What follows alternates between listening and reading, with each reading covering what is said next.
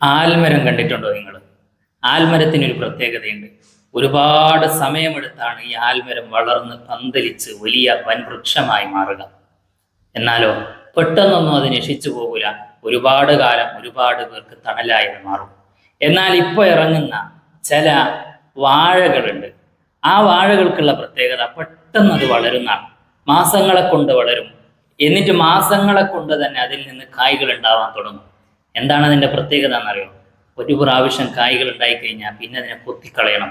അതിനെ കൊണ്ട് വേറൊരു ഉപകാരം ഉണ്ടാവില്ല. പിന്നീട് അതിലൊരു കായ് ഉണ്ടാവുകയുമില്ല. അതുപോലെയാണ് ഇന്ന് നമ്മുടെ നാട്ടിലുള്ള പല സംരംഭങ്ങളും. പെട്ടെന്ന് വളർന്നുണ്ടാകുന്ന എന്തൊക്കെയുണ്ടോ അതെല്ലാം പെട്ടെന്ന് തന്നെ നശിച്ചു പോകാനുള്ളതാണ്. ഒരുപാട് സമയമെടുത്ത് എന്തൊക്കെയാണോ ആവശ്യമായത് അതെല്ലാം ഉണ്ടാക്കിയെടുത്തതിന് ശേഷം വളരാൻ ശ്രമിക്കുമ്പോഴാണ്, വളരുമ്പോഴാണ് അതെല്ലാവർക്കും ഉപകാരമുള്ളതായി കാണുന്നത്. ഇത് ഞാൻ പറഞ്ഞതല്ല, ഇബ്നു അത്താഇല്ലാഹി സിക്കന്ദരി